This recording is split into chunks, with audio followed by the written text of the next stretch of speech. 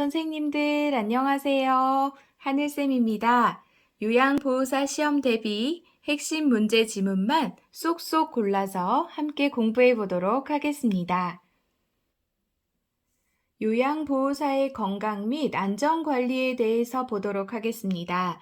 근골격계 질환의 주요 발생 요인은요, 반복적인 동작, 무리한 힘의 사용, 부자연스러운 자세, 정적인 자세, 근무 시간 중 자주 대상자를 들어옮김, 피곤하고 지친 상태에서의 작업하는 것이 요양보호사 선생님들의 근골격계 질환 발생을 유발하게 됩니다. 근골격계 질환 중에서 첫 번째로 어깨 통증을 볼게요. 요양보호사처럼 상체를 많이 쓰는 일을 하는 직업군에서 많이 발생합니다. 그래서 특별한 외상이 없어도 어깨 관절 전체에 통증이 있고요. 움직임이 많았던 날 밤에 통증이 심하고 관절이 뻣뻣합니다. 또한 통증이 어깨에서 시작해서 팔로 방사되고요. 팔을 들고 내릴 때 손과 팔을 등 뒤로 돌릴 때 통증을 호소하게 됩니다. 다음은 손목 통증입니다. 수근관 증후군이라고 하고요. 손목 관절이 좁아지거나 내부 압력이 증가하면서 정중신경이 자극이 되면서 손목에 통증이 나타나게 되죠. 그래서 손의 감각 이상, 손바닥과 손가락의 저림 증상, 통증, 근력 약화가 있고요. 손목을 손바닥 방향으로 굽힐 때 증상이 악화됩니다. 그런데 손을 털면 저림과 통증이 일시적으로 완화가 되기도 하죠. 수근관 증후군의 자가 진단법이 있는데요. 손등을 맞대고 미는 동작을 유지한 채 최소한 1분 동안 손목을 구부릴 때 손바닥과 손가락의 저림 증상이 심해지는지를 확인하시면 됩니다. 선생님들도 한번 해보시고요. 혹시 증상이 있다 하시면 치료를 받으시면 좋겠네요. 다음은 요통 예방, 물건을 양손으로 들어 올릴 때의 자세입니다. 허리를 펴고 무릎을 굽혀서 몸의 무게 중심을 낮추고 지지면을 넓히시고요. 또 무릎을 피면서 물건을 들어 올립니다. 물건을 든 상태에서 방향을 바꿀 때는요, 허리를 돌리는 게 아니라 발을 움직여서 조절하고요. 물체는 최대한 몸 가까이에 위치하도록 해서 들어 올립니다. 허리가 아니라 다리를 펴서 들어 올리는 것이 요통을 예방하면서 물건을 들어 올리는 자세가 되겠습니다. 네, 다음은 팔꿈치 통증인데요. 반복적으로 무거운 물건을 들어 올리고 주먹을 쥐거나 손목을 뒤로 젖히는 동작을 많이 할 경우에 팔꿈치 관절에서 시작해서 손목 관절까지 통증이 나타납니다. 팔꿈치 외측 상가염, 테니스 팔꿈치, 팔꿈치 내측 상가염, 골프 팔꿈치라고도 하지요. 그래서 팔꿈치 통증의 스트레칭 운동 방법을 알려드릴게요. 여기 그림 보시면 손가락을 깍지 끼고 손바닥이 밖으로 향하도록 팔꿈치를 천천히 펴니다. 두 번째, 손가락이 몸쪽으로 향하도록 바닥을 짚고 내발기기 자세를 취합니다. 세 번째, 손바닥이 몸쪽으로 향하도록 하고 손등을 잡고 몸쪽으로 천천히 당깁니다. 네 번째, 손등이 몸쪽을 향하도록 하고 손바닥을 몸쪽으로 천천히 당기며 팔을 안으로 회전시킵니다. 이것이 팔꿈치 통증 스트레칭 운동 방법이 되겠습니다. 다음은 근골격계 질환의 초기 치료를 알아보겠습니다. 침대의 자세를 조절하기 위해서 반복적으로 레버를 돌리다가 손목에 통증과 부종이 생길 경우에 초기 대처 방법인데요. 첫 번째로 초기 치료는요, 손상 후에 24시간에서 72시간 내에 치료를 말합니다. 그리고 중요한 것은 휴식이죠. 그래서 외상을 조절하고 추가적인 손상을 막기 위해서 휴식이 중요합니다. 그리고 냉찜질이 중요한데요. 냉찜질은 세포의 대사 과정을 늦춰서 손상과 부종과 통증, 근육 경련을 감소시킵니다. 냉찜질을 적용할 때는요, 2시간마다 20분에서 30분 정도만 냉찜질을 해주고요. 그렇게 초기에 냉찜질을 해주는 것이 굉장히 중요합니다. 그 다음에 압박인데요. 압박 분대로 축적된 부종을 조절하고 움직임을 줄이고 통증을 줄여줍니다.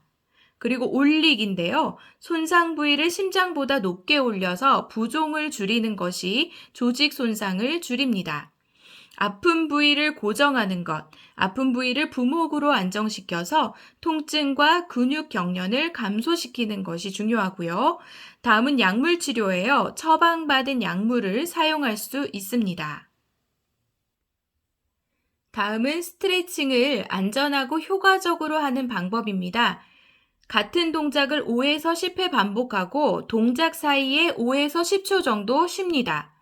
통증을 느끼지 않을 정도로 시원할 정도로만 스트레칭된 자세를 유지하고요. 10초에서 15초 정도 유지합니다. 상하 좌우 균형 있게 교대로 천천히 안정되게 스트레칭을 하면 되고요.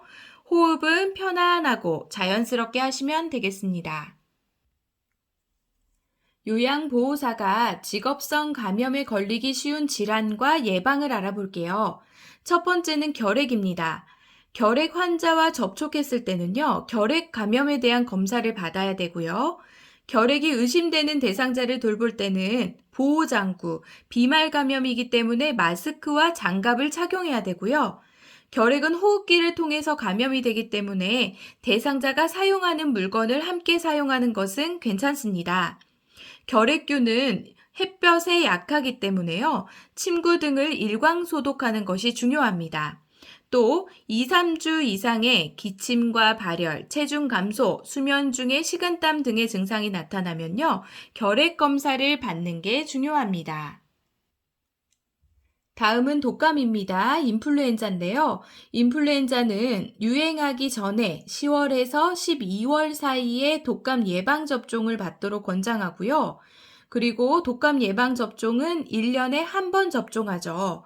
그리고 요양보호사가 독감에 걸리면 일주일 정도 쉬어야 된다라는 거 기억하시면 됩니다.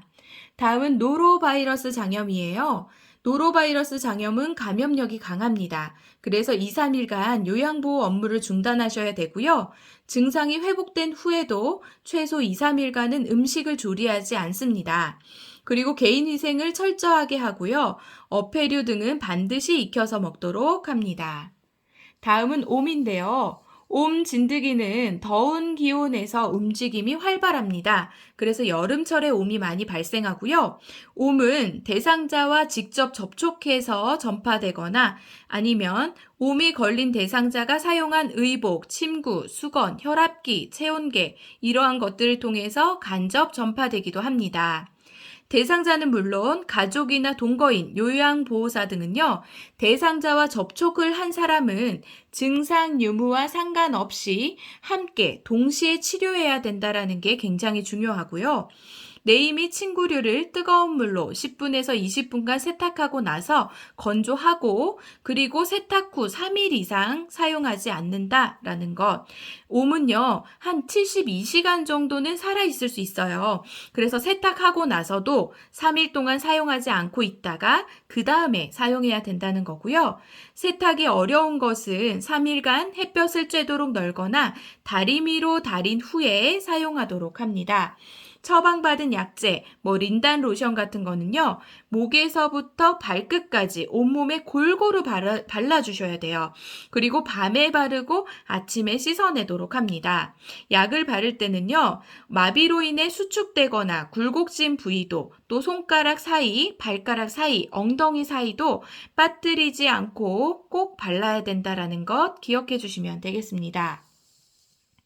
요양보호사는요, 자신의 피부를 항상 주의 깊게 관찰하셔야 되고, 또 애완동물에게 옴이 생기지 않도록 청결을 유지하는 것, 그것 또한 중요하겠습니다.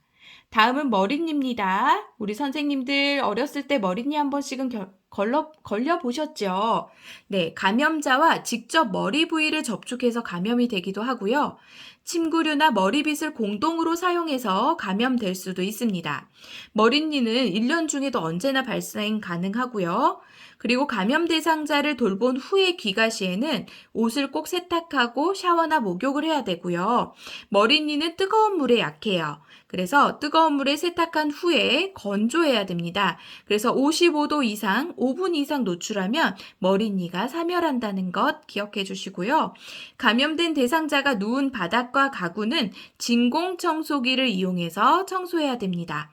또 침구류, 수건, 옷장 등에 떨어져 있던 이가 48시간이나 살아남아서 재감염되기도 하기 때문에 주의하시기 바랍니다. 선생님들 공부하시느라 수고가 많으십니다.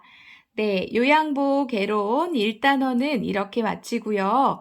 네, 다음번에 2단원 같이 공부하도록 하겠습니다. 선생님들 공부하실 때 도움이 되셨다면 구독과 좋아요, 알림 설정까지 부탁드립니다. 선생님들 힘내세요. 화이팅!